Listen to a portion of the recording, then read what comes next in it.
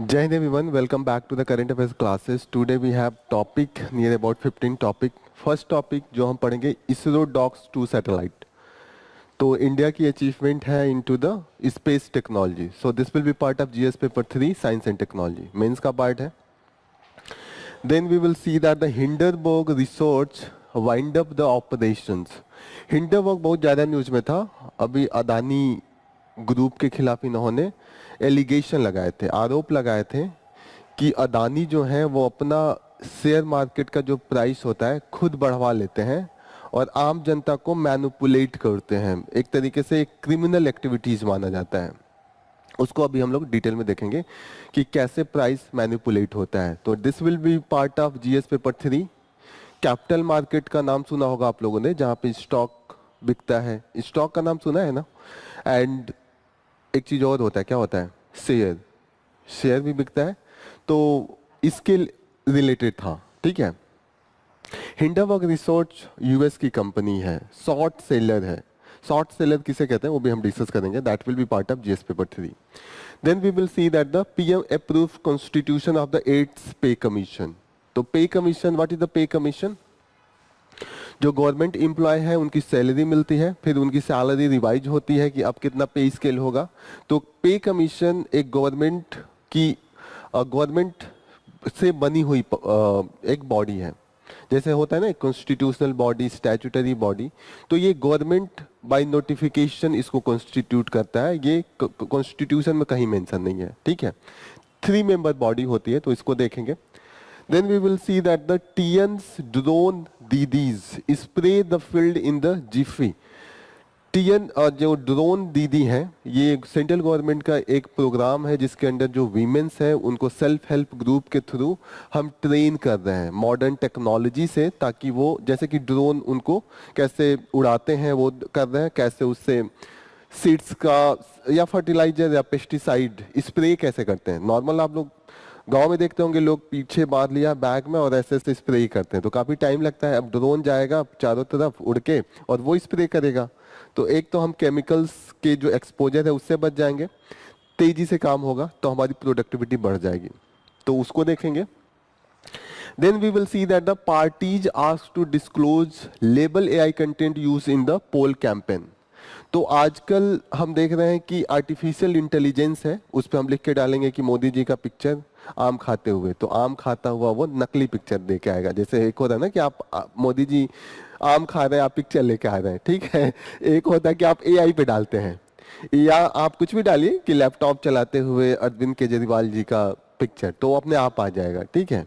या आप राहुल गांधी का पिक्चर मंगा लीजिए. ठीक है, कुछ भी मंगा लीजिए तो वो आ जाएगा. तो आजकल एआई, और वो पता नहीं चलता है, वो बहुत रियल जैसे होगा, तो उसको डीप फेक कह रहे हैं. डीप फेक का बहुत आजकल है. फिर वीडियो भी बन जाता है कि आप कह दीजिए कि मोदी जी हिमालय पे कूद रहे हैं, तो वो हिमालय से कूदते वाला पिक्चर एकदम आ जाएगा. तो ऐसे में जो इलेक्शन कमीशन ने बोला है कि आप उस पर नीचे लिख दीजिए, जब भी आप वीडियो या पिक्चर डालें तो नीचे लिख दीजिए कि एआई का यूज हुआ है, ताकि हमें क्लियरिटी रहेगा कि असली नहीं है, ये एआई से बनेगा. मतलब हम तो सही में समझ लेंगे ना. फिर आम जनता डिफरेंशिएट नहीं कर पाएगा. आम जनता हम लोग तुरंत मान लेते हैं कुछ भी हो. कोई कह दे कि यहाँ पे कुछ भी, जैसे कि एक बैल है उसके 8 पैर हैं, तो हम लोग तुरंत जाके वहाँ पे लड्डू उड्डू चढ़ा देंगे. कुछ भी, मतलब फोटो भी आ जाए तो हम मान लेंगे, कुछ भी आ जाए. तो ऐसे में लोग गलीबल हैं. इंडिया में हम लोग बहुत गलीबल होते. नहीं होता है कि कहानी, लोग आके रात को कोई कहानी सुनाता है कि हम रात को 2 बजे मेरा ट्रेन था, हम आ रहे थे और उस पेड़ था रास्ते में, रेलवे स्टेशन वाले रास्ते पे, वहां से मैंने कूदते हुए देखा है, भूत ही टाइप का था. तो पूरा गांव में फैल जाता है कि उस वाले पेड़ पे भूत है. ठीक है. तो this is the thing. Then we will see that the 6 dies in the Jallikattu and other bull related sports in the Tamil Nadu. तो जल्लीकट्टू एक स्पोर्ट्स भी है, एक रिचुअल्स भी है, जिसमें बैल को दौड़ाते हैं, बैल के सिंग पे पैसा बांध देते हैं, और जो बैल का जो ये ऊपर उठा हुआ क्या होते हैं, उसको क्या कहते हैं? थंप कहते हैं ना. थंप, हम्प कहते हैं. ठीक है. हम्प को पकड़ के उसको कंट्रोल में लाते हैं। जैसे बैल भाग रहा है, उसको भूखे भूखे रखते हैं, कुछ परेशान किए रहते हैं कुछ दिनों से, और उसको फील्ड में छोड़ देते हैं, और कई लोग उस भीड़ में उसको दौड़ाते हैं, जो पकड़ के उसको कंट्रोल कर लेता है उसको वो प्राइस मिल जाता है। तो जल्लीकट्टू एसोसिएटेड है तमिलनाडु से, उसके कल्चर से। उसमें बड़ा बहस चलता है कि एक होता है कि राइट टू ट्रेडिशन, हमारा जो ट्रेडिशन है उसको मैं फॉलो करूं, ये मेरा राइट है।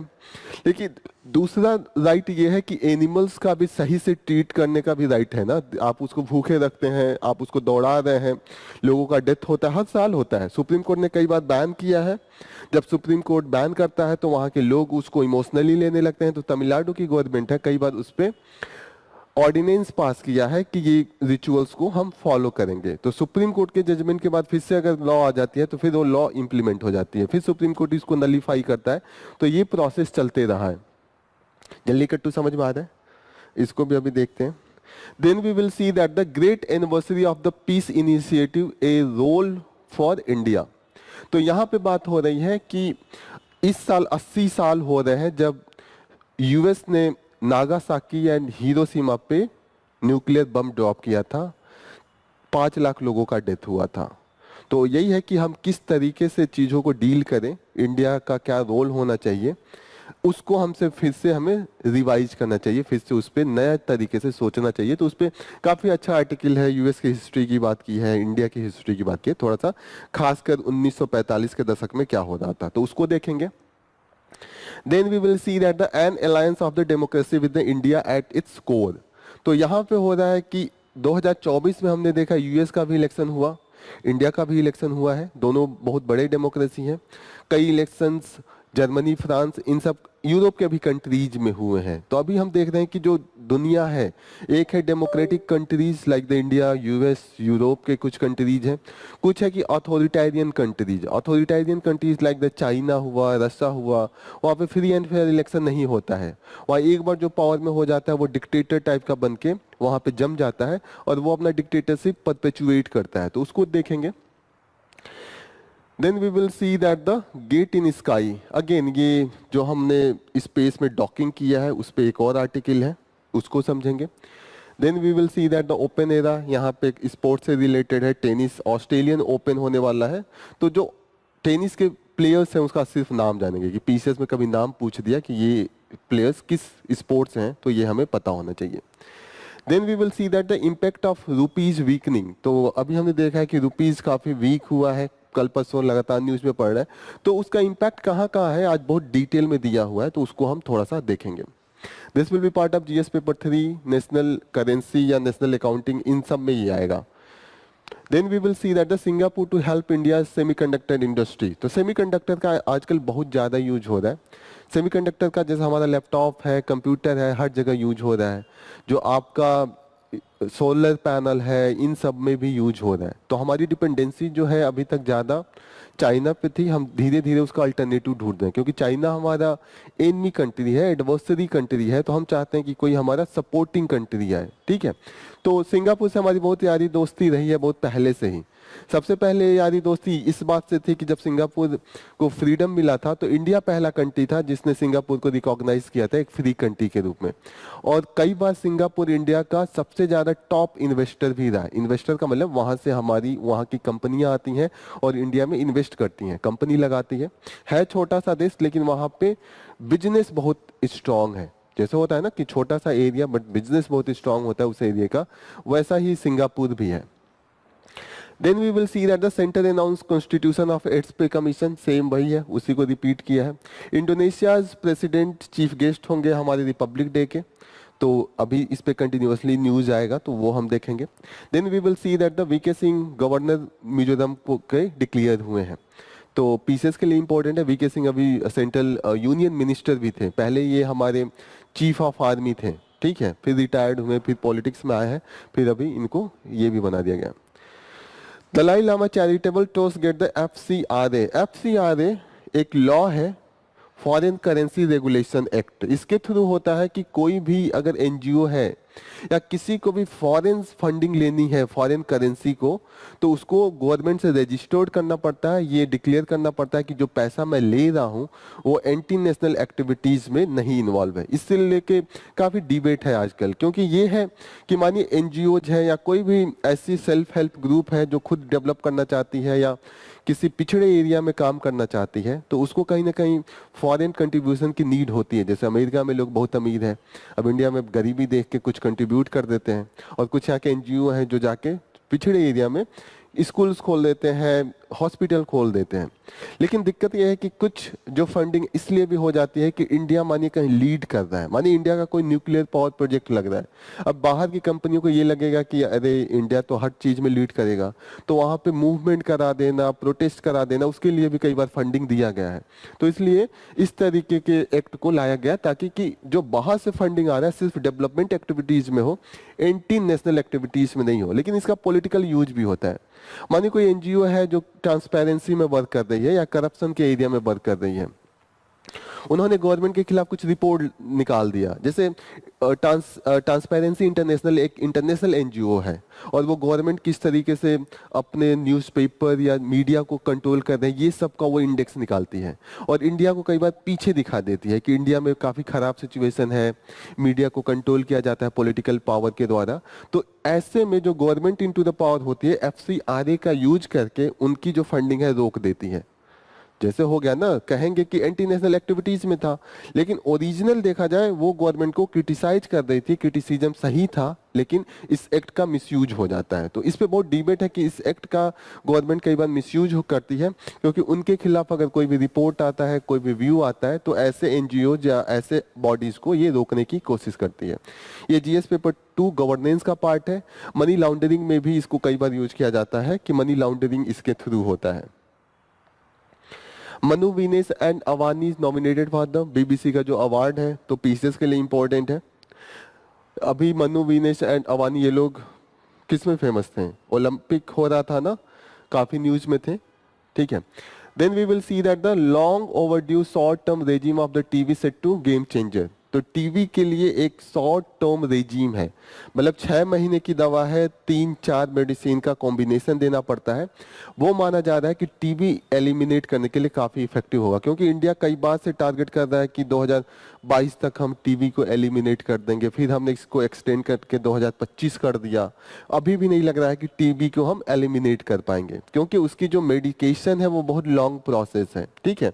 और अगर आप टीबी की दवा को बीच में छोड़ देते हैं तो टीबी कमजोर हो जाएगा, उसका जो बैक्टीरिया है, लेकिन दोबारा वो अटैक करेगा तो वो इतना स्ट्रांग होगा कि जो पुराना मेडिसिन है वो इम्पैक्टफुल नहीं होगा। सिंपल सा उसका एग्जांपल है, जैसे आप लोग घर में मच्छर के लिए लिक्विड जलाते हैं, लेकिन धीरे धीरे मच्छर उस लिक्विड को सूंघ सूंघ के इतने मजबूत हो जाते हैं कि वो लिक्विड वर्क करना बंद कर देता है। सेम होता है कि बैक्टीरिया या वायरस कभी कभी दवा आप बीच में छोड़ देते हैं, या तो कंप्लीट पूरे बैक्टीरिया को मार दीजिए कि बच्चे ही नहीं, जो 10-15 सह लेंगे और तब वो इवॉल्व होंगे, उनके बच्चे होंगे, तो वो जो पुराना वाला जैसे होता है कि या तो पूरे मच्छर को मार दीजिए। कुछ मच्छर सूंघ के भी बच गए, बेहोश हो हुए, फिर जग जाग के भाग गए।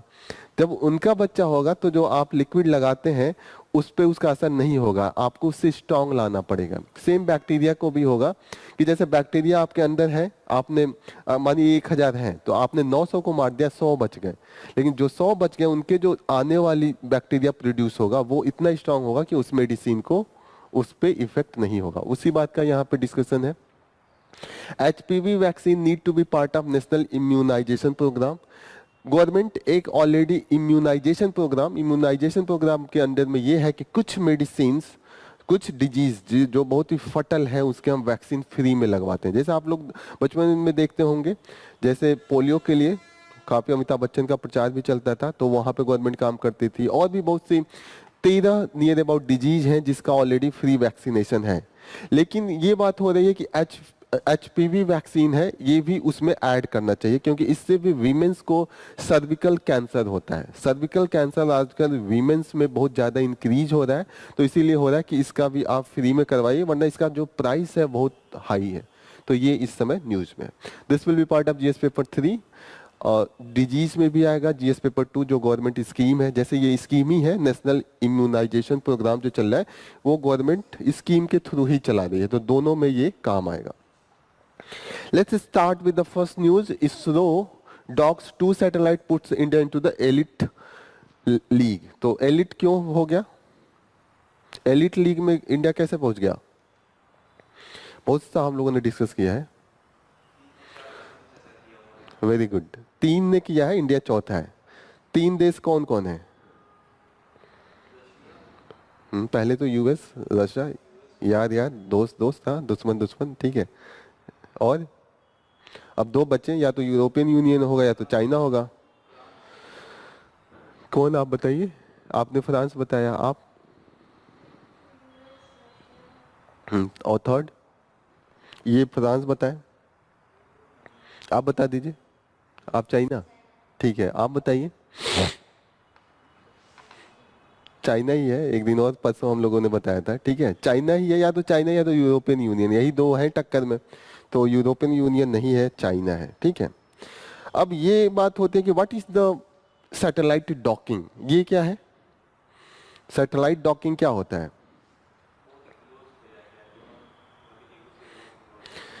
जैसे मानिए स्पेस में मैंने सैटेलाइट भेजा, ये सैटेलाइट है, ठीक है। अब सैटेलाइट को भी फ्यूल की जरूरत होगी, ये नाच रहा होगा चारों तरफ अर्थ के।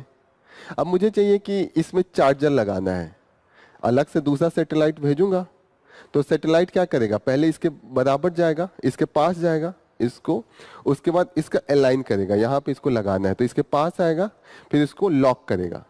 सबसे पहले तो इसके जो जिस ऑर्बिट में ये घूम रहा है जस्ट इसके पास ऑर्बिट में जाएगा, घूमेगा, घूमते घूमते अलाइन करेगा, इस चार्जर के पास आएगा, फिर इसके अलाइन करके इसको क्लोज करेगा, लिंक कर देगा ना, और उसके बाद लॉक करेगा, और ये दोनों साथ साथ घूमेंगे। फिर क्या होगा, मानिए तीसरे वाले को चाहिए, तो ये चार्जर है, अब स्पेस में तो खाली होता है ना, अपने आप तो चार्ज होगा नहीं, तो उसके बाद एक प्लग आएगा उसके बगल में, ठीक है, प्लग भी अलाइन करेगा। प्लग के बाद क्या होगा, एक बैटरी, जहां से सोर्स मिलेगा बैटरी जाएगा। तो ऐसे में मानिए हमें कोई स्पेस स्टेशन बनाना, जैसे अभी तो सिंपल सैटेलाइट भेजते हैं, तो वो क्या करता है, इंफॉर्मेशन भेजता है, कैमरा लगा होता है, कहाँ पे बारिश होने वाली है, कहाँ बादल है, कहाँ पे मिनरल्स है, कहाँ पे नदी है, ये सब बताता है।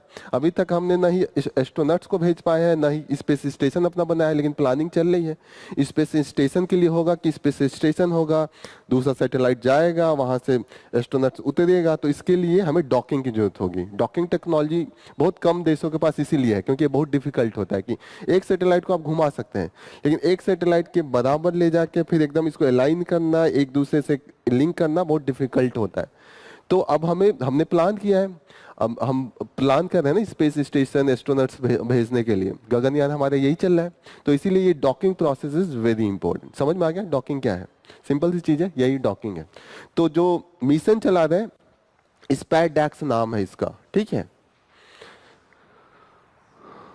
ये कौन कौन देश कर लिए हैं यहाँ पे है, इसके 2 पार्ट हैं, जो अभी स्पैडैक्स है, SDX-01 जो चेशर है और दूसरा टारगेट है। तो इसमें टारगेट क्या होगा, टारगेट होगा कि पहले जो सैटेलाइट गया है लैपटॉप पहला होगा, और ये होगा चेजर, यही चेज करके जाएगा ना। ये जस्ट एक एग्जांपल दे रहा हूँ, ऐसे ऐसे जैसे स्पेस स्टेशन को असेंबली करना है, तो स्पेस स्टेशन का प्लेटफॉर्म जाएगा, फिर उसके ऊपर का ढांचा जाएगा, वो सब डॉकिंग करके तभी तो कंप्लीट स्पेस स्टेशन बनाएंगे। स्पेस स्टेशन का मतलब एक प्लेटफॉर्म हो जहाँ पे लोग जाके रहें, जैसे बस स्टेशन होता है, रेलवे स्टेशन होता है, वहाँ पे ट्रेन आती है, ऐसे ही जब हमारी ये रॉकेट्स जाएंगे, एस्ट्रोनॉट्स जाके वहाँ उतरेंगे, तो एक तो स्पेस स्टेशन होना चाहिए, वही स्पेस स्टेशन के लिए ये डॉकिंग प्रोसेस जरूरी है। अभी जो डॉकिंग प्रोसेस हो रहा है वो चेशर SDX-01 है, SDX-02 टारगेट है। टारगेट और चेशर का मतलब समझ में आ रहा है, जो बाद में जाएगा, जो अलाइन करेगा वो चेशर होगा, जो पहले से वहाँ पे है वो टारगेट होगा। So this is all about. जो हमने लॉन्च पैड यूज किया है PSLV C16 यूज किया है। आजकल पीसीएस डेट पूछ देता है, तो दिसंबर 30 को हमने ये अचीव किया है, ठीक है। अभी जो क्लोजनेस हम पहुंचे हैं, manoeuvre from the 3 to 15 to 3 metre. 15 metre कितना होगा, यहां से लेके बैक साइड 3 मीटर, आप जैसे सामने बैठे हैं 3 मीटर पे सामने बैठे हैं, तो इतना क्लोज अभी हम लोग अचीव कर रहे हैं कि एक सैटेलाइट घूमा और दूसरा 3 मीटर पे आ गया है। Next news is the Hindenburg resource wind up operation. तो अभी हिंडरबर्ग का एक रिपोर्ट आया था, उसमें इन्होंने कहा था कि अदानी ग्रुप मैनिपुलेट किया है अपने स्टॉक मार्केट का। स्टॉक मार्केट का मैनिपुलेशन ये होता है कि जैसे कोई कंपनी है वो अपना शेयर्स बेचती है, अपना स्टॉक बेचती है। शेयर स्टॉक का मतलब ये होता है कि एक पेपर होगा, उस पर एक प्रॉमिस होगा कि ये, जैसे आप खरीदेंगे 200 रुपए में, तो उस पर प्रॉमिस होगा कि 1 साल बाद उसको 110 रुपए दूंगा, 120 रुपए दूंगा। तो आदमी के पास जब पैसा होता है तो वो चाहता है कि ज्यादा पैसा मिले। पैसा घर में रखने से क्या फायदा, कहीं ऐसे जगह पे लगा दे जहाँ पे जितना दे उससे ज्यादा मिले। तो एक चीज है कि हम लोग बैंक में जमा करते हैं तो इंटरेस्ट रेट मिलता है। मानिए इंटरेस्ट रेट सिर्फ 4% है कि 100 रुपए दिया, 1 साल बाद 104 मिलेगा। स्टॉक मार्केट जो कंपनी खोलती हैं, कंपनी को भी इनिशियल स्टेज पे पैसे चाहिए होता है। उनको लगता है कि कंपनी खोल लूंगा, उसके बाद कमाने लगूंगा तो वो पैसे भर दूंगा, यही है। तो उन्होंने सारी कंपनी स्टॉक निकाल देती हैं कि आप 200 रुपए का एक स्टॉक, एक पेपर खरीदिए, 200 लीजिए, 1 साल बाद आपको ये होगा। और कंपनी जो जो ग्रोथ करती है उसका स्टॉक की वैल्यू बढ़ती जाती है। लोगों का विश्वास ज्यादा होता है कि ये अब भागेगी नहीं, ये रहेगी, हम देंगे तो पैसे होंगे, तो उनकी वैल्यू बढ़ते जाती है। जैसे मानिए मैंने, कंपनी ने बेचा कोई अपना स्टॉक 100 रुपए का और वो कहिए 120 रुपए में देंगे। नॉर्मल लोग पहले बिलीव नहीं किए, बहुत कम लोग खरीदे, लेकिन जो खरीद लिए बाद में लोगों को लगा रही है कंपनी तो ग्रो कर रही है, आगे बहुत चांसेज है, तो और जगह से पैसा निकाल के इसमें लगाएंगे। तो जो 100 रुपए में मैंने खरीदा है, मानिए मैं कंपनी हूं, मैंने आपको बेचा, इनको बेचा, अब इनको 1 साल 6 महीना बाद ये लगा कि और लोगों को कि ये कंपनी काफी ग्रो कर रही है, आगे बहुत चांस है, तो मानिए उनको लगा कि मैं क्यों ना ये कंपनी का खरीद लूं। तो ये लोग जो थर्ड पार्टी है, जो पहले खरीदे उनसे खरीदेंगे, उसको सेकेंडरी मार्केट कहते हैं। प्राइमरी मार्केट में कंपनी खुद बेचती है पहले वाले सेलर बायर से, लेकिन सेकेंडरी मार्केट में होता है कि लोग आपस में खरीद बिक्री करते हैं, कंपनी नहीं डायरेक्ट बेचती है। तो इनसे उनको खरीदना है, तो अब कंपनी स्ट्रांग हो रही है तो क्या ये बढ़ा के रेट बेचेंगे ना। इनको लगेगा मैं 100 रुपए में खरीदा हूं तो 100 रुपए में क्यों बेचूं, मैं उसको 120 मिलेगा तो मैं 106 में बेचूंगा, क्योंकि उनको 120 मिलेगा, डिफरेंस तो आएगा, और बीच में ही कुछ पैसे कमा लेंगे क्योंकि इनको जरूरत है अभी कहीं और पैसा, मानिए इनको घर बनवाना है, बीच में इन्हें बेचने की जरूरत आ गई। आप समझ रहे हैं, ये इसीलिए बेचेंगे ना जब इनको पैसे की नीड होगी, वरना ये भी तो वेट कर सकते हैं। तो कुछ लोग बीच बीच में बेचते हैं, लेकिन अगर कंपनी स्ट्रांग है तो वो 100 का 106 में बिकेगा। कंपनी मानिए बहुत खराब परफॉर्म कर रही है तो कोई नहीं खरीदेगा, तो ये चाहेंगे कि 100 का 96 में बेचो, क्योंकि इनको तो जरूरत है ना, इनका घर बन रहा है तो इन्हें पैसे तुरंत चाहिए, 90 भी मिले तो ये 90 में भी बेचेंगे। तो स्टॉक मार्केट का ऐसे रेट इंक्रीज होता है और डिक्रीज होता है। अब ये दिखाने के लिए कंपनी बहुत अच्छा परफॉर्म कर रही है तो लोग ये करेंगे कि मैनिपुलेशन, मतलब स्टॉक मार्केट में अपने ही लोगों से कहेंगे कि तुम जानबूझ के 108 में बेचो और लोग खरीदेंगे, उनके ही लोग खरीदेंगे। तो ऐसा एक इंफॉर्मेशन जाएगा कि इनकी कंपनी का लग रहा अच्छा परफॉर्मेंस है, लोग ज्यादा पे खरीद रहे हैं, जो 100 में बिका था 108 में। तो ये अदानी, इन्होंने आरोप लगाया था अदानी अपने ही लोगों को बैठा के ज्यादा रेट पे खरीदवा रहे हैं। एक तो ये था। दूसरा ये तरीका होता है कि आपको बार बार मेल आए कि ये वाली कंपनी बहुत अच्छा परफॉर्म कर रही है, हमने रिसर्च किया है, और वो एक, मतलब कोई कंपनी ये कहे कि मैं रिसर्च कर रहा हूं और वो फेक रिसर्च कंपनी हो, वो अदानी ने ही क्रिएट किया हो। जैसे आप लोगों को मैसेज आता होगा ना कि इसका परफॉर्मेंस अच्छा हो रहा है, आप इसका सजेशन के थ्रू, ठीक है, लेकिन वो सजेशन भेजने वाला अदानी का ही आदमी हो, ठीक है। तो एक दूसरा मैनिपुलेशन ये होता है। तीसरा मैनिपुलेशन ये होता है कि अदानी के जो मालिक हैं वो आके कहें कि मैं बहुत बड़ा स्टील प्लांट खोलने वाला हूं, वो खोलने का कोई नहीं है। मानिए उनको है कि कहीं पे भी बहुत बड़ा मिनरल्स का उनको रिजर्व मिला है, गवर्नमेंट उनको दी है, सच में नहीं दी है, लेकिन उनके मालिक डिक्लेयर कर दें, जो ओनर है डिक्लेयर कर दे, तो आम जनता को लगेगा बढ़िया इनको रिजर्व मिल गया, अब तो ये बहुत ग्रो करेंगे, रिजर्व से पैसा कमाएंगे। तो इस तरीके का मैनिपुलेशन जो था, इन्होंने कहा था कि अदानी ग्रुप करता है। ये जो है ये शॉर्ट सेलर है, जो हिंडनबर्ग है वो शॉर्ट। अभी समझ में आ रहा है मैनिपुलेशन स्टॉक का कैसे होता है।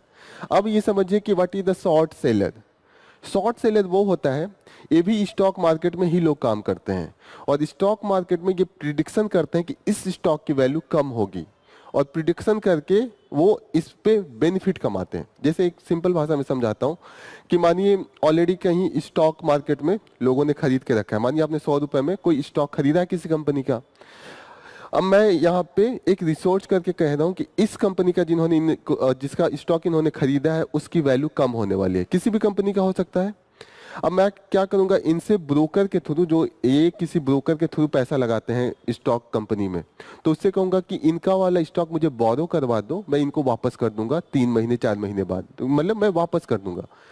तो वो क्या करेगा, बोरो कर लेगा और खुद गेस करेगा कि इस वाले स्टॉक की वैल्यू कम होने वाली है, ठीक है। तो अब ये क्या करेगा, खुद खरीद के, जो शॉर्ट सेलर है वो तीसरे को 100 रुपए में बेच देगा। इनसे खरीदा मैंने 100 में, बोरो किया, खरीदा नहीं बोरो किया है, 100 रुपए का वो स्टॉक है, मैंने दूसरे को बेच दिया, ठीक है।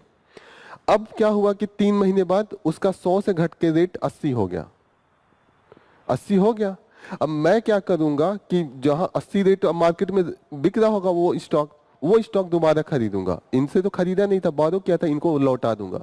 तो जो 20 रुपए का डिफरेंस है वो मुझे फायदा हो गया। शॉर्ट सेलर का काम यही होता है। समझ में आता है शॉर्ट सेलर क्या करता है, ब्रोकर के थ्रू उधारी लेगा स्टॉक और इनको जितना था मिल गया। तो फायदा किसे हुआ, जो शॉर्ट सेलर है। शॉर्ट सेलर का समझ में आ रहा है, ये बहुत न्यूज में है, तो पूछ सकता है शॉर्ट सेलर क्या है। हिंडरबर्ग थोड़ी पूछेगा, यूपीएससी पूछेगा, कॉन्सेप्ट पूछेगा, या पीसीएस में ये पूछेगा कि शॉर्ट सेलर का डिफिनीशन नीचे चार्ट देगा।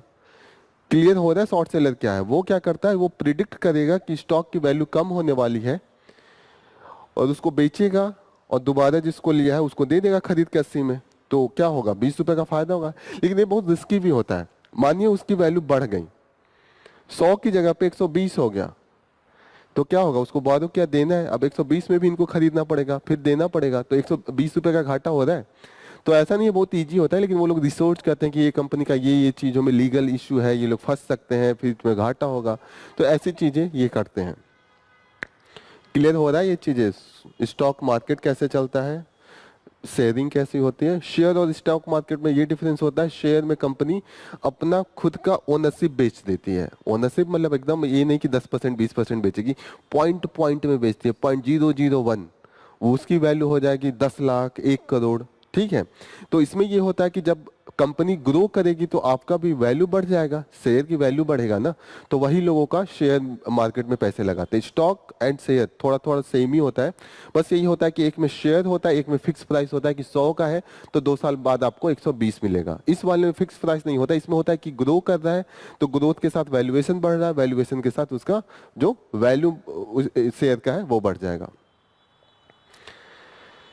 PM approved 8th pay commission government बनाती है, यूनियन गवर्नमेंट के अंदर में बनता है। एम्प्लॉय जो भी होते हैं उनका एक बार सेट होता है, वो कमीशन पूरा रिसर्च करती है कि कितना इन्फ्लेशन मार्केट में है, लिविंग कंडीशन कितना होना चाहिए, इस पे ग्रेड पे जो एम्प्लॉय है उसका कितना परसेंट या कितना क्या क्या इंक्रीज करना चाहिए। तो अभी इन्होंने बनाया है और देखते हैं कितना इंक्रीज होता है। हर 10 साल पे बनता है ये। जो पहला पे कमीशन बना था 1965 में बना था, ये 8th पे कमीशन है। इसके पहले यूपीए गवर्नमेंट ने 7th पे कमीशन रिलीज किया था, ठीक है ना।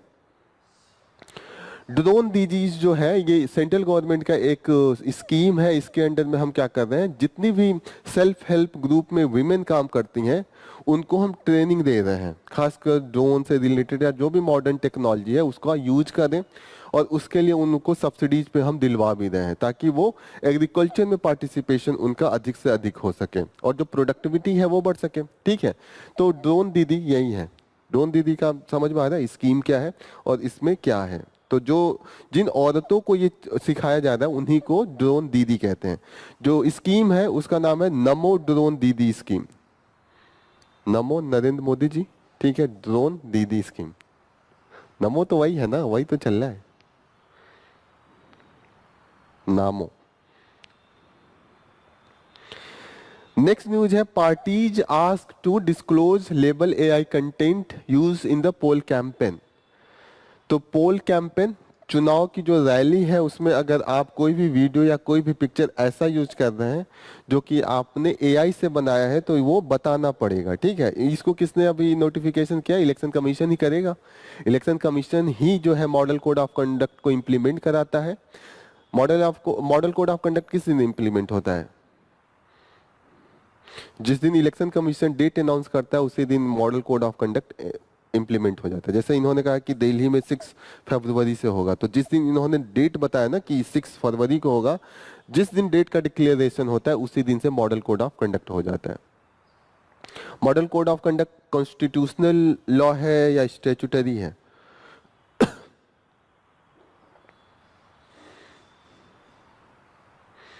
कन्वेंशनल है, ये सिर्फ परंपरा से चली आ रही है, कोई कॉन्स्टिट्यूशन में भी नहीं। इस बार यूपीएससी ने पूछा भी था कि यूपीएससी जो अपना पावर पीसीएस वाले में पूछा है, पीसीएस का पेपर देखा था ना, उसमें एक क्वेश्चन था कि यूपीएससी जो अपना पावर ड्रॉ करती है वो कहाँ कहाँ से करती है। 4 ऑप्शन था, कॉन्स्टिट्यूशन, स्टैट्यूटरी, लॉ, कन्वेंशन भी दिया था, ठीक है।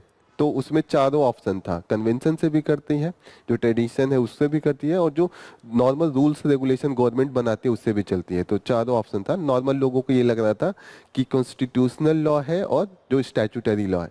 कई चीज कन्वेंशन से होता है, जैसे हम लोग पार्लियामेंट जब पढ़ते हैं तो 0 आवर्स होता है, वो कहीं लिखा नहीं है, पर कन्वेंशन है, लोगों ने पूछना स्टार्ट कर दिया तो वो ट्रेडिशन चलते आता है। तो इस तरीके की चीजें होती हैं। तो लॉ जो भी होता है वो ट्रेडिशनल और कन्वेंशन से भी लिया जाता है। यहाँ पे दिया है कि जो आजकल हम जनरेट कर रहे हैं फेक, वो डीप फेक क्या है, what is the deep fake? Deep fake का में ऐसा होता है कि 2 एआई यूज होगा। एक एआई से कहूंगा कि मोदी जी का पिक्चर बनाइए, ठीक है, तो वो मोदी जी का पिक्चर बनाएगा। दूसरे वाले से कहूंगा कि पहचान करो कि ये सही है कि नहीं, तो दूसरा वाला कभी निकाल देगा कि अरे रे ये पहचान गया, ये तो मतलब नकली है। फिर उसे कहूंगा इम्प्रूव करेगा, वो वाला जो पहला वाला एआई है, फिर इम्प्रूव करेगा और अच्छा बनाएगा। जो जो कमी बनाएगा ना कि अरे ये आँख टेढ़ा है मोदी जी का, तो आँख ऐसा है, बाल यहाँ पे बहुत अच्छे हैं, ठीक है, तो वो दूसरा वाला जो एआई है और अच्छा बनाएगा। फिर वो तब तक बनाएगा जब तक दूसरा वाला कंफ्यूज ना हो जाए कि अच्छा ये असली वाला है। दूसरा एआई, 2 एआई का यूज हो रहा है, ठीक है। तो जब दूसरा एआई कंफ्यूज हो जाएगा, इसलिए कि जब आम जनता के सामने आए तो भी वो कोई कमी ना निकाल पाए, तो उसको काउंटर कर करके एकदम इसको फुल प्रूफ बनाते हैं। जैसे बोला कि राहुल गांधी का आप आवाज निकालिए, तो एक एआई राहुल गांधी का आवाज निकालेगा, ठीक है। तो दूसरे वाले से कहेगा पकड़ो इसमें कमी क्या है, कि राहुल गांधी क्या है कि फेक है, तो वो पकड़ लेगा। फिर इम्प्रूव करके ये वाला एआई और अच्छा बनाएगा। फिर इसको कहेगा कि एआई का चेक करो कि गांधी का, जब तक दूसरा वाला एआई ये ना कह दे कि हाँ ये राहुल गांधी का ही है, मतलब एकदम आप उसको क्रॉस वेरीफाई करा के एकदम तब आप मार्केट में लॉन्च करते हैं। जैसे ऐसे ही बोलेंगे अमिताभ बच्चन का कुछ वीडियो बनाओ, तो एकदम अमिताभ बच्चन का वीडियो बनेगा, दूसरे वाले से कहेगा कि पकड़ो, और जब तक वो कंफ्यूज ना हो पाएगा कि ओरिजिनल है या नकली, उसी के साथ साथ वो ओरिजिनल नकली दोनों दिखाता रहेगा। जब तक वो नकली वाले को ओरिजिनल नहीं कह देगा तब तक इससे इंप्रूव करवाया जाएगा। डीप फेक बनाने का यही तरीका है। तो आजकल जैसे इन्होंने कहा कि डिजिटल अरेस्ट में उसका यूज हो रहा है, डिजिटल अरेस्ट में ऐसे यूज हो रहा है कि मानिए मेरा कोई भाई है और वो दिल्ली में पढ़ाई करने गया, मैं गोरखपुर में यहाँ पे हूँ। अब उस समय मानिए मेरे भाई का कोई क्लास चल रहा है, उस समय वो अपना मोबाइल साइलेंट में रखा है। अब जो क्रिमिनल है उसको सब पता है कितने समय क्लास चलता है। मानिए 1 से 10 से मानिए 2 के बीच में क्लास चलता है, ठीक है, जैसे यहाँ पे हम क्लास चला दें। अब 11:30 बजे आपके पिताजी के पास कॉल जाएगा कि अरे उसका वो तबीयत खराब है, वो गिर गया है, और आवाज एकदम भाई का आएगा, उसमें आपका ही आवाज चिल्लाने वाला रहेगा कि आप करा रहे होंगे, हाँ सच में मेरा वो है। और वो जो बना होगा आपका आवाज, जो वो डीप फेक एआई का यूज करके बनाओ। आपको पिताजी लगा रहे मेरे बेटे का ही भाषा मतलब बोल रहा है, बहुत दिक्कत है, वो कहेगा तुरंत आप 20,000 डाल दीजिए, नहीं तो इसकी जान खतरे में। पिताजी इमोशनल होकर कोई भी डाल देगा, और वो आपके पास कॉल कर रहे होंगे लोग, आप क्लास में हैं, आप उठा नहीं पाएंगे। तो इस समय ऐसे कंडीशन में डीप फेक का बहुत क्रिमिनल यूज हो रहा है, ठीक है, पॉलिटिकल यूज हो रहा है, नॉर्मल भी इससे क्रिमिनल एक्टिविटीज हो रही हैं। ये चीजें क्लियर हो रही हैं, डीप फेक क्या है अभी समझ में आ गया? अब आगे पूछूंगा, बता देंगे आप लोग। जल्लीकट्टू, जल्लीकट्टू पहला बात तो ये बिलोंग करता है कहाँ से? तमिलनाडु से। तमिलनाडु का जो ट्रेडिशन है, पहला एक तो ट्रेडिशन है, दूसरा स्पोर्ट्स भी है, ठीक है। और इसको जल्लीकट्टू को एरुथम एरुथम क्या बोलेंगे, एरुथम, और दूसरा इसका नाम क्या कहते हैं, मंजू विदत्तू, ये भी नाम से जाना जाता है। ये संगम पीरियड जब चल रहा है तभी से बनाया जाता है।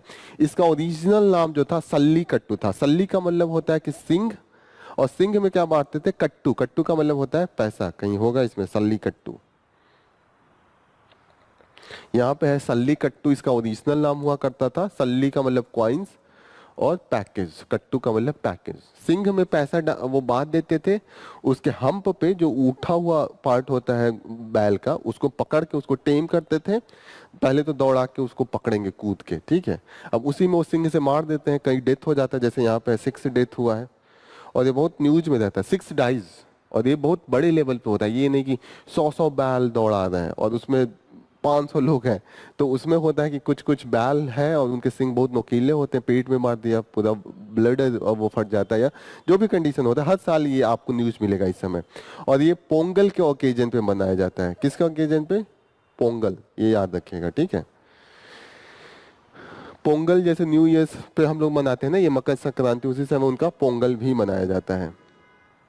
जो बल यूज होता है पुल्लीकुलम या कांगयम ब्रीड का होता है। पुल्लीकुलम या कंगयम नस्ल की बैल को हम यूज करते हैं। जब पोंगल का सेलिब्रेशन होता है तब ही इसका सेलिब्रेट किया जाता है। इसमें होता है कि पूरा लोग दर्शक होंगे, जैसे आपने कभी कॉक फाइट देखा होगा, लोग मुर्गों को लड़ाते हैं, एनिमल टाइप का स्पोर्ट्स होता है, ये भी उसी तरीके का है। अब ये उनके ट्रेडिशन से इसलिए है क्योंकि तमिलनाडु का जो ट्रेडिशन है, लोग उसको अपने देतीज, जो उनकी देवी देवता थे गांव के, उनको पूजा देने के लिए ये स्पोर्ट्स करते थे, ठीक है। तो वहां पे वो कहते हैं कि हमारे ये ट्रेडिशन से जुड़ा है। सबसे पहले जो हमें मिलता है वो तमिल क्लासिक पीरियड 400 से 100 बीसी। 400 से 100 बीसी के बीच में कौन था? बुद्धा 500 बीसी पे थे। बुद्धा के बाद मॉडर्न पीरियड आया था, और मॉडर्न के बाद सुंगा पीरियड आया था। सुंग थे ना, पुष्यमित्र सुंग। तो वो सब इस समय चल रहा था। इसी समय साउथ में जो पीरियड था, वहां पे जो साउथ का इस समय कौन था? पांड्या डायनेस्टी था। पांड्या ही सबसे पुराने हैं। पांड्या के ही टाइम में संगम पीरियड मनाया जाता है। पांड्याज, तमिलनाडु एंड केरला का कुछ पार्ट पांड्याज के रूल में आता था। चोलाज एंड चेराज अलग डायनेस्टी है, लेकिन पांड्याज ही मेन थे जिसमें संगम एज माना जाता है। क्लियर हो रही है? पांड्याज डायनेस्टी याद रहेगा। इंडस वैली में भी एक क्वाइन मिला है जहां पे जो बल टेमिंग का फोटो दिखा हुआ है। जैसे नहीं होता पहले क्वाइन बनता था, उस पे वो लोग एनिमल का, तो उस पे एक एनिमल दिखाया है कि बल को ऐसे उसके हम्प पे पकड़ा हुआ एक इंसान का पिक्चर है। तो इंडस वैली में ऐसे हैं, मतलब कुछ प्रूफ मिले हैं। मेन में जो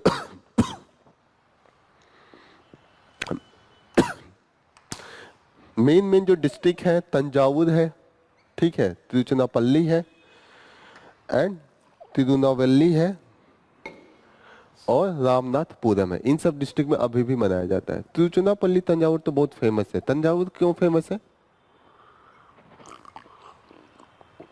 सबसे बड़ा जो हिंदू टेम्पल है इंडिया का, बृहदेश्वर टेम्पल, वो तंजावुर में है।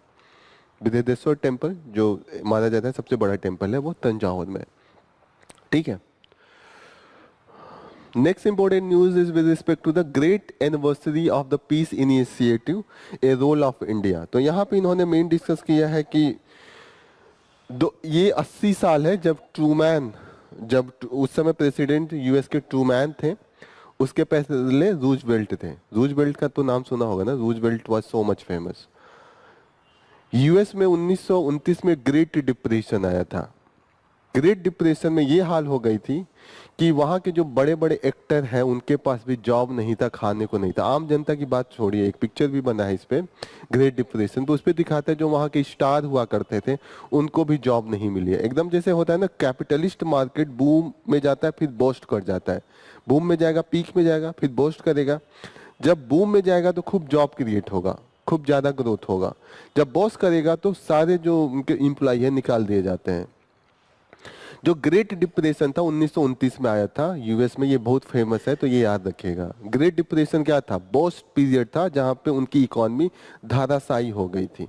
और देखिएगा यही धाराशायी हुई थी, इसीलिए जो यूएसएसआर का ग्रोथ बहुत तेजी से हुआ, क्योंकि माना गया कि जो स्टेबिलिटी लाई जा सकती है वो कम्युनिस्ट इकोनॉमी या सोशलिस्टिक टाइप का मार्केट रहेगा या सोसाइटी रहेगा तभी आएगा, ठीक है। क्योंकि उसमें तो कोई प्राइवेट प्लेयर है नहीं, उसमें कम्युनिटी है, कभी बूम बूस्ट आएगा नहीं। क्योंकि बूम बूस्ट तभी आएगा जब आप प्रोडक्ट बनाएंगे और प्रॉफिट में बेचेंगे। जब आप शेयरिंग के लिए बेचेंगे तो हमेशा स्टेबल रहेगा कि जितना नीड होगा उतना बनेगा। नीड फुलफिल हो गया तो लोग बनाना बंद कर देंगे। कैपिटलिस्ट इकोनॉमी में ये होता है कि मार्केट को बेचने के लिए प्रिडिक्ट किया जाता है और फिर उसके को बेच के फायदा कराने के लिए प्रोड्यूस होता है। तो रूजवेल्ट आए थे, उन्होंने न्यू डील प्लान लेके आए थे। न्यू डील प्लान से जो इकोनॉमी था वापस ग्रो किया था और बहुत फेमस थे। रूजवेल्ट 1932 का इलेक्शन लड़ा था। 1929 में ग्रेट डिप्रेशन आया था और उसी समय वो कहीं किसी स्टेट के गवर्नर थे पहले।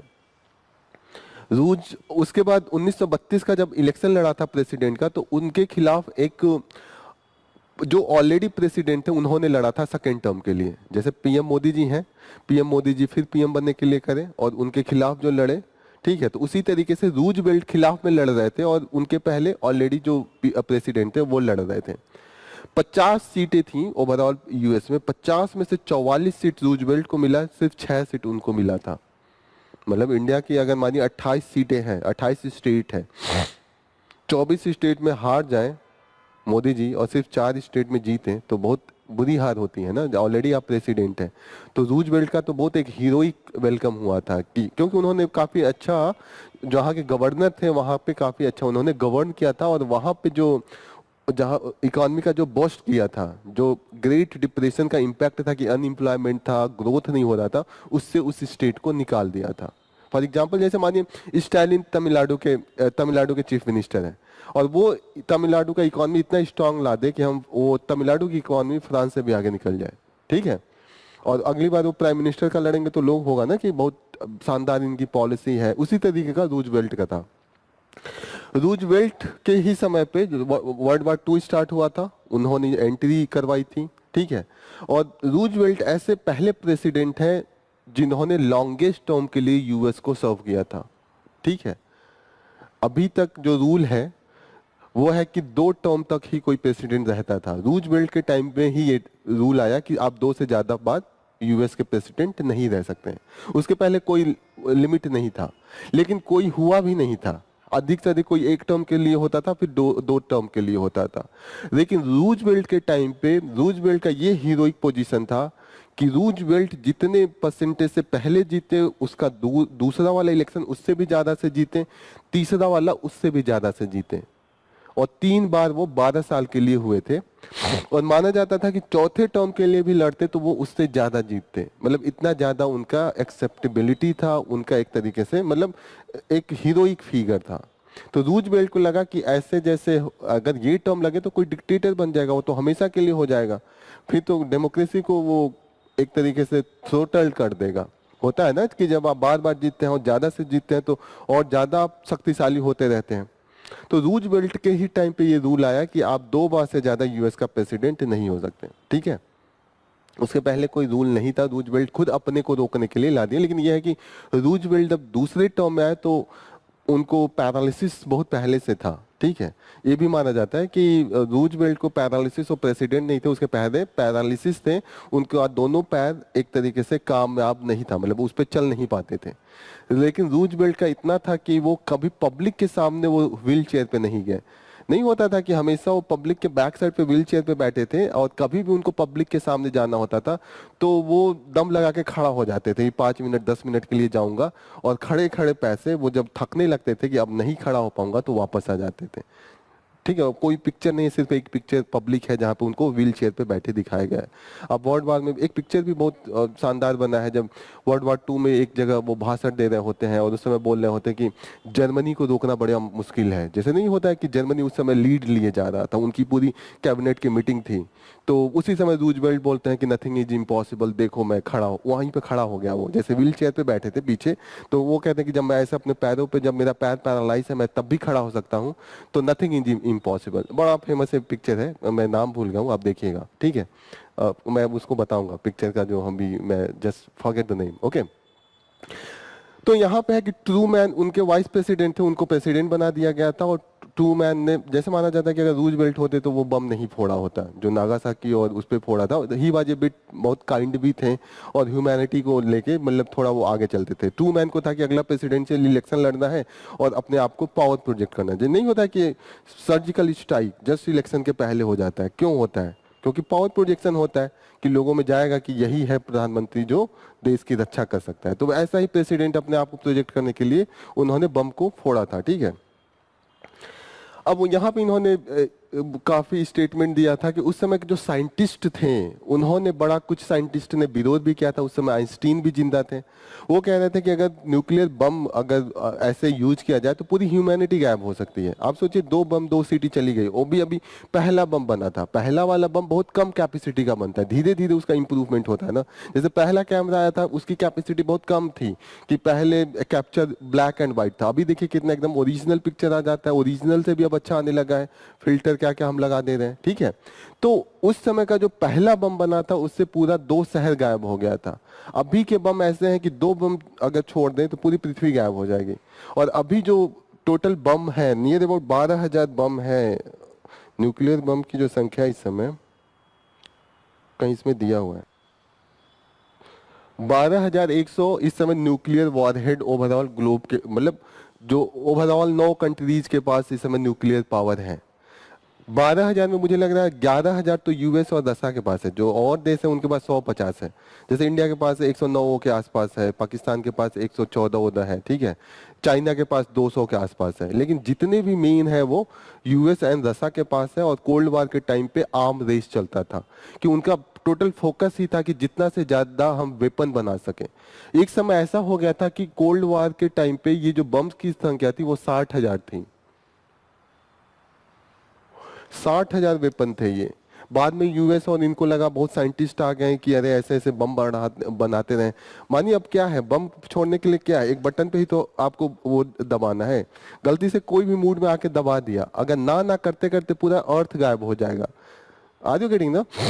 1962 के आसपास जब से रस्सा और यूएस के बाद बीच में बहुत ज्यादा कॉन्फ्लिक्ट होने लगा था, तो यूएस ये दिखाने के लिए कि मैं इतना पावरफुल हूँ कि मेरे पास कितना पावर है, वो एक एक्सपेरिमेंट करने जा रहे थे सिर्फ रसा को ये दिखाने के लिए। उस एक्सपेरिमेंट का जो एम था कि चांद पे वो न्यूक्लियर बम से चांद को गायब कर देंगे। सोचिए, मतलब वो उनका प्रोजेक्ट था कि जैसे रसा अपना न्यूक्लियर हेड क्यूबा में लाके रख रहा था कि यूएस के पास हो, अटैक करना इजी हो। तो ये वार्निंग दिखाने के लिए कि मैं कितना पावरफुल हूँ, उनका एक प्रोजेक्ट चल रहा था। उस प्रोजेक्ट का जो एम था कि वो सन जो ये है मून है उसको वो गायब कर देंगे बाय द न्यूक्लियर वेपन से।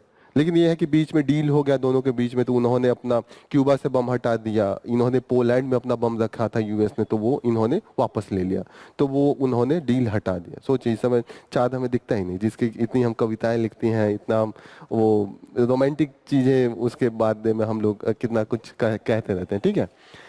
तो यहाँ पे है इंडिया का भी रोल रहा है। जैसे राजीव गांधी ने भी स्टार्ट किया था 1988 में action plan for the nuclear weapon free and non violent world order. ये हमेशा से आती रही है क्योंकि मेन हमारा एम है कि हम इसको हटाएं। अब कोल्ड वार में बाद में देखिएगा कि बीच में दोनों के बीच में दोस्ती हो गई थी यूएस और रसा के बीच में, तो इन्होंने जो वॉरहेड है न्यूक्लियर वॉरहेड उसको कम कर लिया था। धीरे धीरे होता है ना कि उसको कम किया है, तो उन्होंने 12,000 अभी भी है। This is the condition. किसके किसके पास न्यूक्लियर वॉरहेड है, कौन कौन देश है? 9 टोटल हैं। 9 में से 2 तो मैंने बता दिया, यूएस एंड रसा। बाकी अच्छा मैंने सबका नाम तो काउंट करवा ही दिया है। हाँ 4 तो मैंने ऐसे ही बता दिया। बच्चे कौन? अरे उसका जो प्रेसिडेंट है तो वो हमेशा आते रहते हैं, इन्होंने भी बना लिया है, ठीक है। तो these are the country those who have the nuclear weapon. ऐसा माना जाता है इजराइल के भी पास है, इजराइल बताता नहीं है। इजराइल के पास है लेकिन वो तो 10वां हो गया, ठीक है। डिक्लियर्ड जो है ये सब डिक्लियर्ड है। ईरान भी डिक्लियर्ड है, ईरान पे भी काफी। ईरान एंड इजराइल,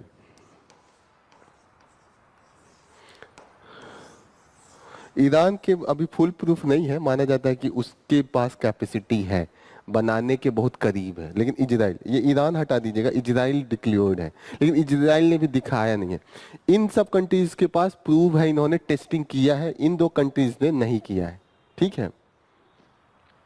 तो ये अपने आप को छुपा के रखे हैं, न इजराइल ने कभी टेस्ट किया है और न कभी ईरान ने किया है, लेकिन इन दोनों के पास माना जाता है कि है, ठीक है। इजराइल के पास तो है ही है।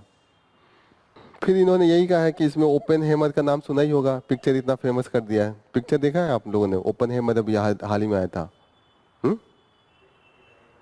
नाम तो सुना होगा ना, ओपन हेमर बहुत फेमस हो गया था।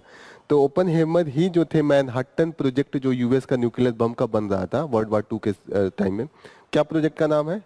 मैनहाटन प्रोजेक्ट, जगह का नाम था मैनहाटन, और प्रोजेक्ट जहाँ पे न्यूक्लियर बम बना रहे थे, और उनके जो मेन जो साइंटिस्ट थे वो ओपेनहेमर थे, यहाँ पे हैं।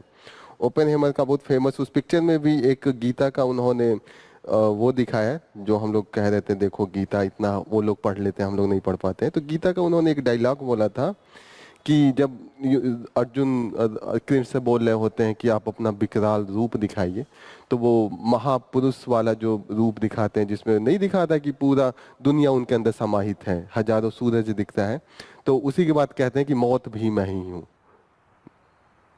जो है ना पूरा ब्रह्मांड में ही हूँ, मौत भी मैं। तो उसी समय ओपेनहेमर भी बोलता है, जब ये सक्सेस हो जाता है, जब बम का टेस्टिंग लोग कर लेते हैं, तो वो भी कहता है कि मैं मौत हूँ, मैं नहीं, अहम ब्रह्मास्मि, कि मैं भी भगवान हूँ, मैं ही मौत हूँ। तो इस टाइप का इन्होंने भी डायलॉग मारा था।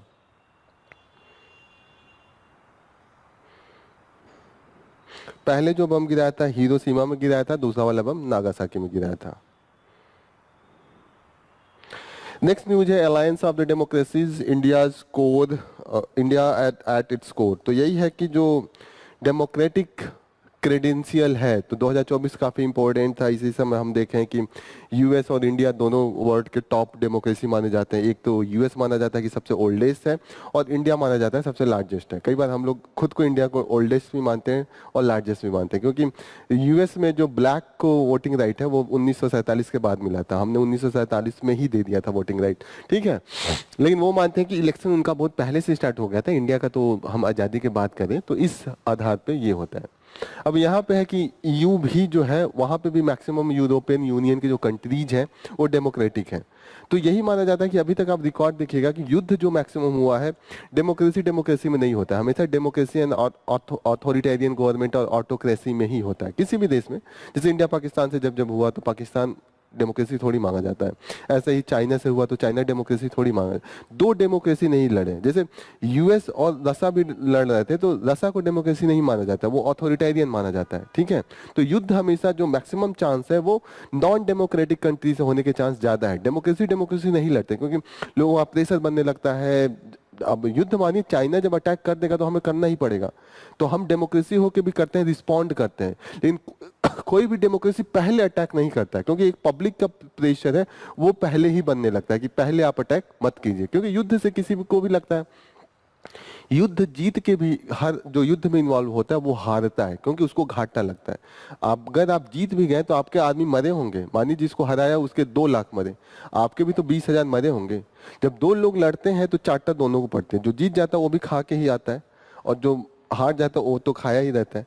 तो लड़ाई जब भी होती है तो दोनों को घाटा होता है, उसमें आप ये कहें कि कोई फायदा से निकल के आएगा तो फायदा से कोई नहीं निकलता है। तो यही है।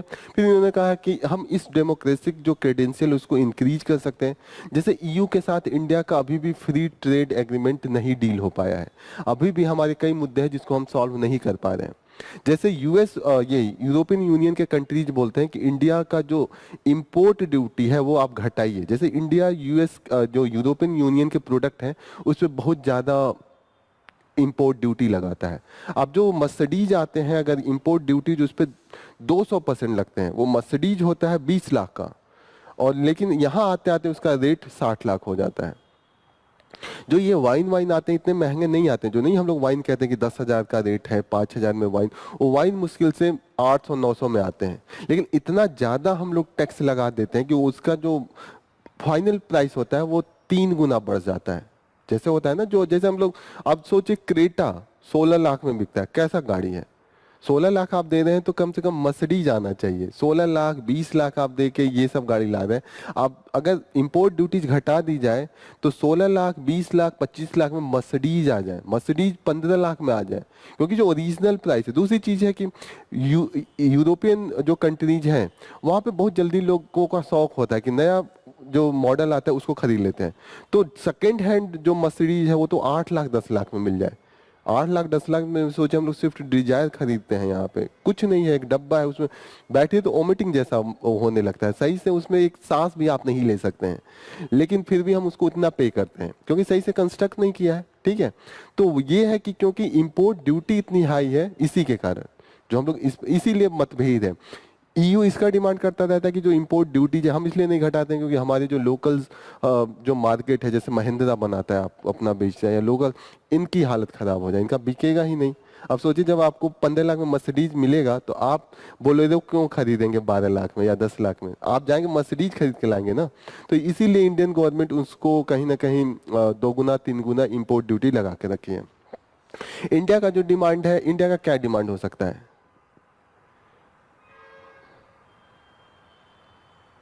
इंडिया का ये डिमांड हो लगता है कि जनसंख्या ज्यादा है, हमारे लोगों को आने दो यूरोप में, जॉब जाके करें।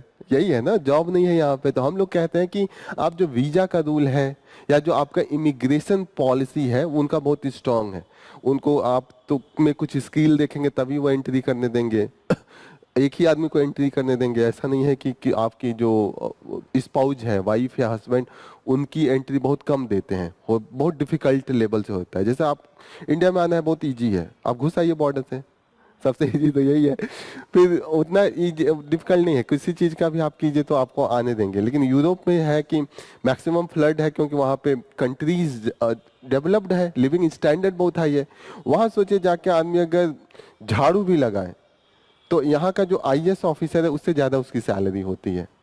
सही बता रहा हूँ, इस पे बहुत बहस भी था कि यहाँ के आईएएस ऑफिसर जो जाते हैं वो अफोर्ड नहीं कर पाते हैं वहाँ के मिड को, जो होता है ना, तो यहाँ से मिड लेके जाते हैं क्योंकि वहाँ का अफोर्ड ही नहीं कर पाएगा। इनकी सैलरी है 1,80,000 90,000, उनकी मिड की सैलरी है 1,10,000, उनका जो मिनिमम वेज है, तो मिनिमम वेज उनका इतना हाई है कि अफोर्डेबिलिटी नहीं रहती है। तो इस सब चीज को भी लेके हम इस पे डील करना चाहते हैं कि ये सब रूल जो है वो आप लेस कीजिए।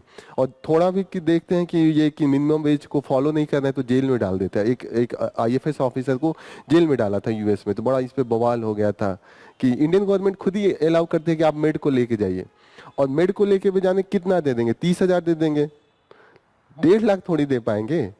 तो वहां पे जब एक मेट भाग गई, एक आईएएस ऑफिसर के जाके केस कर दी कि मुझे प्रताड़ित कर रहे हैं, मेरा सैलरी इतना है, तो उस आईएफएस का भी वो नाम मैं भूल गया हूँ, 2013 का केस है, 2013 में बहुत न्यूज में था, ठीक है, तो इसलिए ये न्यूज में था। तो इंडिया चाहता है कि ये सब जो रूल है उसको थोड़ा सा इंडिया के लिए रिलैक्स किया जाए। तो these are the thing that कि हम एग्रीमेंट नहीं कर पा रहे हैं।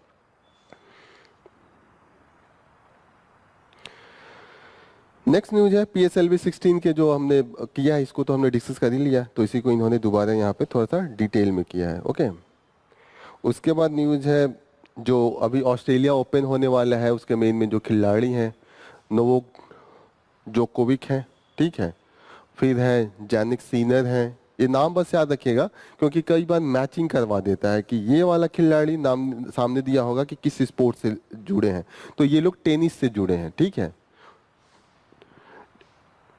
जोकोविक तो बहुत ज्यादा रहते हैं न्यूज में, हर 5वें दिन पे जो भी न्यूज आता है टेनिस से रिलेटेड इनका फोटो रहता है। रोजर फेडरर का नाम तो सुना ही होगा, राफेल नडाल, ये लोग रहते हैं, एंडी मूरे। अभी जो टॉप पे चल रहे हैं कार्लोस अल्कराज, कार्लोस अल्कराज।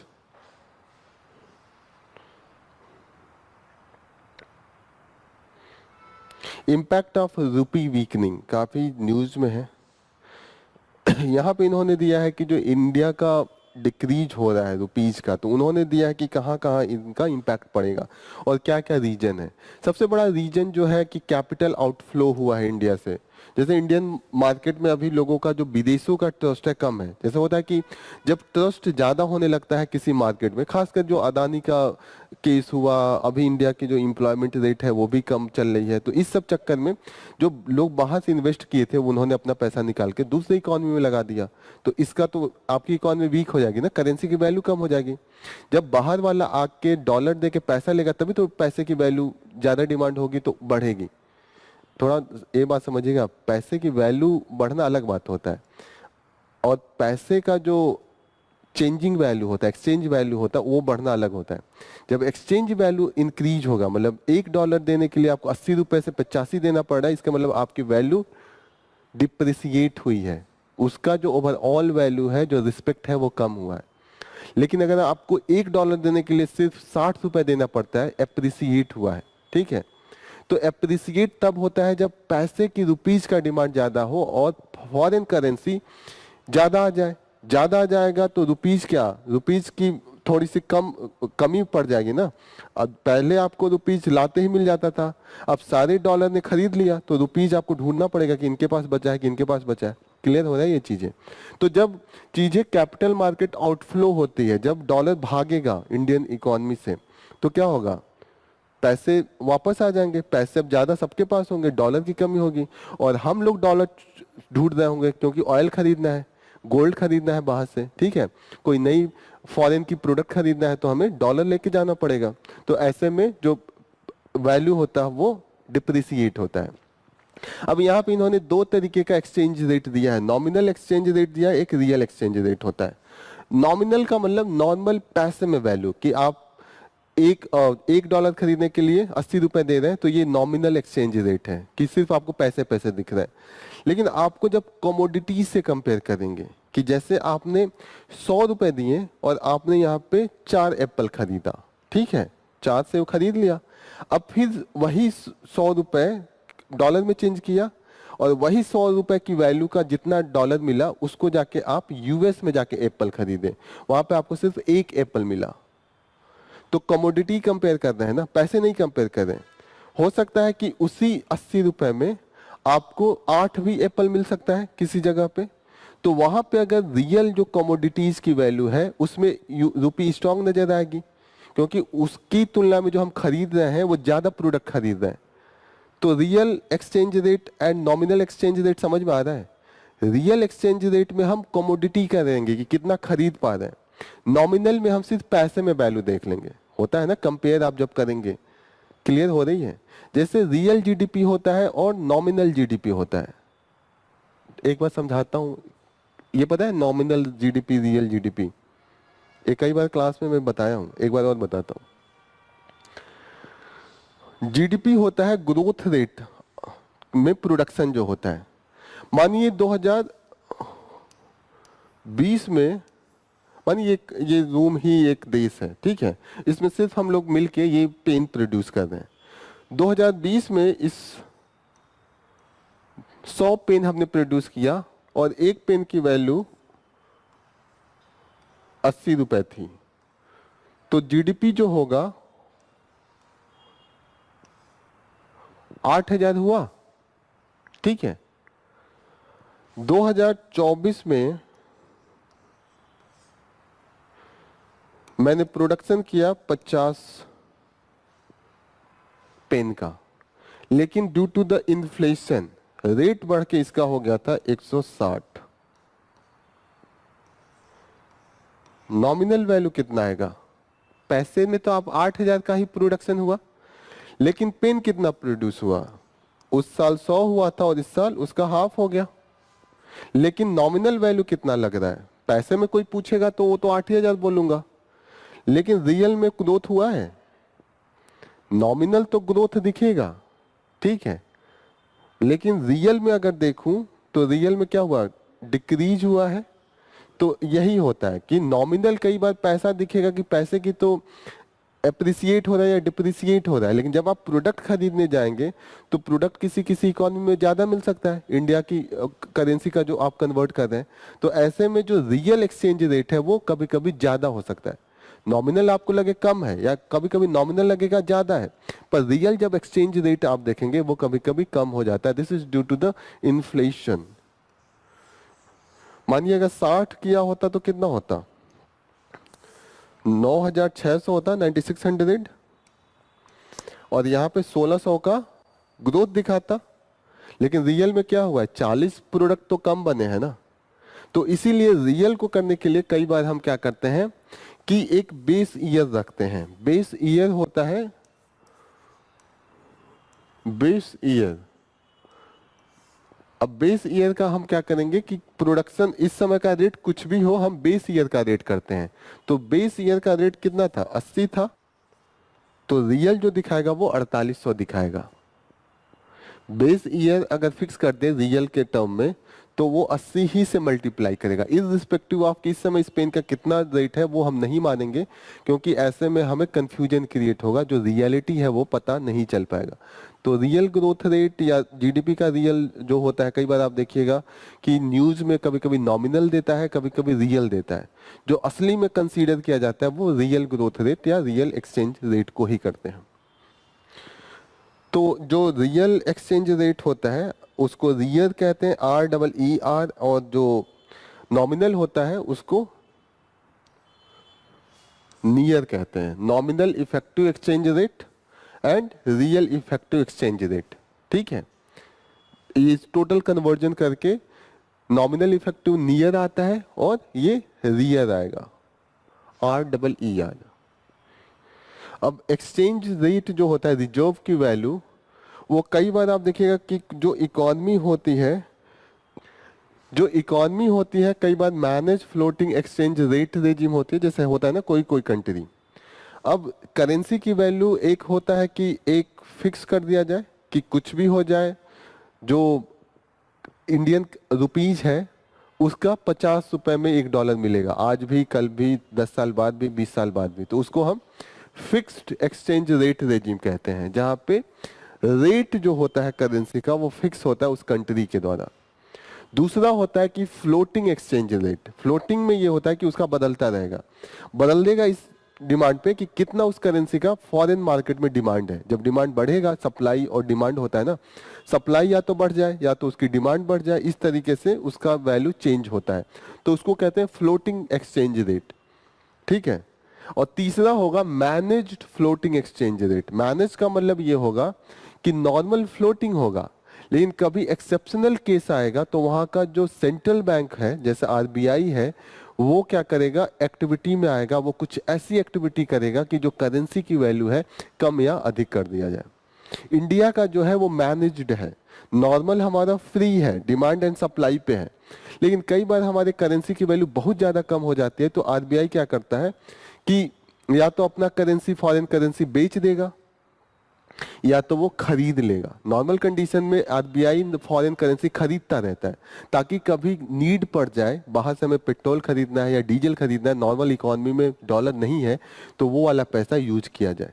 तो मैनेज कर रहा है ना, वो नॉर्मली छोड़ दिया है। नॉर्मली ये है कि करेंसी की जितनी इंडियन इकोनॉमी जैसी रहेगी उसी अनुसार रुपीज का वैल्यू होगा, लेकिन कभी कभी डिस्ट्रेस कंडीशन में RBI अपनी एक्टिविटी करेगा। जैसे देखिएगा कभी कभी यहाँ पे जब इन्फ्लेशन हाई होता है तो इंटरेस्ट रेट जो बैंक्स का है RBI अधिक और कम करता है, मैनेज कर रहा है। हम लोग पढ़े हैं कई बार, जैसे इंटरेस्ट रेट जब हाई कर देगा तो जो पैसे हैं वो इकोनॉमी में कम हो जाएगी, लोग ज्यादा खर्च नहीं करेंगे। जब इंटरेस्ट रेट कम कर देगा तो लोग ज्यादा से ज्यादा बैंक से पैसे लेंगे, तो मनी ज्यादा आ जाएगा। इसी अनुसार अगर मनी ज्यादा है तो उसकी फॉरेन करेंसी से थोड़ी सी उसमें वैल्यूएशन कम ज्यादा होगी। तो सब कुछ मैनेज्ड हो रहा है। क्लियर हो रहा है इंडिया का किस तरीके का इकोनॉमी है? ये पूछ सकता है पीसीएस में या प्रीलिम्स में, दोनों में पूछ सकता है कि इंडिया का जो इकोनॉमी है वो manage float exchange rate regime है। फिक्स होता है, कई कंट्री अपना फिक्स करके रखता है, कई डॉलर से फिक्स करके रखते हैं। यूएस का जो है वो फ्लोटिंग है, वो एकदम खुला है कि जैसा उनका प्रोड्यूस होगा, डिमांड होगा, सप्लाई होगा, वैसे उनकी करेंसी की वैल्यू बढ़ती घटती रहेगी। Singapore help India semiconductor industry. Singapore के जो प्रेसिडेंट है, what is the name, Tharman Shanmugaratnam, ठीक है। तो ये काफी अभी न्यूज में है। इंडिया ऐसा कंट्री है जो पहली बार सिंगापुर जब आजाद हुआ था तो रिकॉग्नाइज किया था कि हाँ ये फ्री कंट्री है। जैसे बांग्लादेश भी जब पहले आजाद हुआ तो इंडिया ही पहला कंट्री था जिसने बांग्लादेश को एक फ्री कंट्री के रूप में रिकॉग्नाइज किया था। बहुत सालों तक सिंगापुर है वो लार्जेस्ट इन्वेस्टर ऑफ इंडिया रहा है। बीच बीच में चेंज होता रहता है, कभी मॉरिशस से भी होता है, कभी। एक चीज और मैंने बताना भूल गया, जो EU है वो इंडिया का सबसे बड़ा ट्रेडिंग पार्टनर है, ये आपके दिमाग में रहना चाहिए। इंडिया का जो सबसे लार्जेस्ट ट्रेडिंग पार्टनर है वो EU है। एज ए ग्रुपिंग, पूरा ग्रुप को ले तो EU लार्जेस्ट है। सेमीकंडक्टर पे हमारी डिपेंडेंसी हम डाइवर्सिफाई करना चाहते हैं, सिर्फ चाइना पे ही हम डिपेंडेंसी नहीं रखना चाहते हैं। एड्स पे कमीशन देखते हैं किसके, अभी तो इन्होंने कॉन्स्टिट्यूट किया है, फिर वो अपना रिपोर्ट देंगे, कितना इंक्रीज होगा वो हम देखेंगे। पहला जो पे कमीशन बना था 1965 में बना था, अभी जो है वो 8th है। इसके पहले 7th था, वो सेवेंथ पे कमीशन, सेवेंथ पे कमीशन यूपीए का गवर्नमेंट था तब बना था, कहाँ दिया है यहाँ पे, कहाँ दिया है? सेवेंथ पे कमीशन इम्प्लीमेंट हो गया था 2016 में। इनका जो आ गया था वो पहले ही आ गया था, जब यूपीए गवर्नमेंट थी 2014 तक आ गया था। इम्प्लीमेंटेशन हुआ था 10 साल के लिए, नॉर्मल पे कमीशन इम्प्लीमेंट होता है। इंडोनेशिया के प्रेसिडेंट जो इस बार का 26 जनवरी होगा, उस समय इंडिया के चीफ गेस्ट होंगे। मिजोरम है, ये वाला पोर्शन पे टच कर रहे हैं, म्यांमार से भी टच कर रहे हैं, तो दोनों देशों से टच है, ठीक है। त्रिपुरा नहीं कर रहा है, त्रिपुरा सिर्फ बांग्लादेश से कर रहा है, ठीक है। असम से मुझे लगता है सारे नॉर्थ ईस्ट के स्टेट टच करते हैं।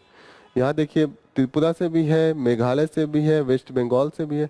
असम से कितना स्टेट करता है? 1 2 3 4 5 6, 6 स्टेट टच कर रहा है। 1 2 3 4 5 6, ठीक है। कई बार पूछता है वो ये कि कितने स्टेट इस स्टेट से टच करते हैं। सबसे ज्यादा यूपी से करते हैं, 8 करते हैं मुझे लग रहा है। 1 2 3 4 5 6 7 और यहाँ पे 8, 8 हो रहे हैं। हल्का सा यहाँ टच कर रहा है ये हिमाचल वाला। फिर यहाँ पे हरियाणा 1 2 3 4 5 6 7 8, ठीक है। यूटी को ले ले तो 9 हो जाएगा, दिल्ली भी कर रहा है, तो ओवरऑल 9 है। एफसीआरए रिलेटेड है, फॉरेन कंट्रीब्यूशन रेगुलेशन एक्ट से है। फॉरेन कंट्रीब्यूशन रेगुलेशन एक्ट है और ये किसके अंडर में काम करता है? Ministry of home affairs. क्या काम है पता है ना, कल अभी बताया हूँ स्टार्टिंग में, क्या बताया है? Foreign exchange regulation act. माने इंडिया में कोई एनजीओज है, फंडिंग चाहिए होगा, internal funding, external funding. India में लोगों के पास इतने पैसे नहीं है, विदेशियों को लगता है यहाँ गरीबी बहुत ज़्यादा है, तो यूएस का, ऑस्ट्रेलिया का, यूरोप का दे देता है कि लो हमारी तरफ से भी दया भाव से, ठीक है। अब उसका डेवलपमेंटल भी यूज होता है, कई बार उसका एंटी नेशनल एक्टिविटीज़ में भी यूज होता है। जैसे मैंने बताया कि कोई नेशनल आप न्यूक्लियर पावर बना रहे हैं या कुछ भी बना रहे हैं, तो प्रोटेस्ट ये सब स्टार्ट हो जाता है। तो ऐसे में एफसीआरए का मिसयूज भी होता है, ठीक है। तो वही होम मिनिस्ट्री उसके थ्रू कंट्रोल करती है। दलाई लामा के बारे में याद है, अब पता है क्या है दलाई लामा? बुद्धिस्ट मॉन्क हैं, तिब्बत से भाग के यहाँ पे आए थे लोग, ठीक है। चलिए ये न्यूज़ में आता रहेगा, ये सब आप लोग देख लीजिएगा, ये सब बस नाम देखना है कि ये किससे रिलेटेड है, कॉन्सेप्ट कुछ है नहीं। तो शॉर्ट टर्म जो ये रेजिम होता है, इसमें आप देख लीजिएगा जो मेडिसिन है मेन बेडाक्वीन है, प्रिटोनामीड है एंड लेनोजोलिड है, ठीक है। ये हम दे रहे हैं 6 महीने के दे रहे हैं। जो टीबी का अभी दवा है वो 6 मंथ का है और इसको शॉर्ट टर्म रेजिम कह रहे हैं, ठीक है। तो ये थोड़ा सा शॉर्ट टर्म रेजिम है एंड 3 मेडिसिन मेनली है, तो इसी पे इन्होंने डिस्कस किया है। HPV अभी इम्यूनाइजेशन प्रोग्राम में नहीं है, उसको बात हो रही है कि उसको इंक्लूड करना चाहिए, ठीक है। तो अभी आप सिर्फ इतना जानिए। So this is all about from the today's news. Here we will conclude our session. Thank you for joining the session. All the best.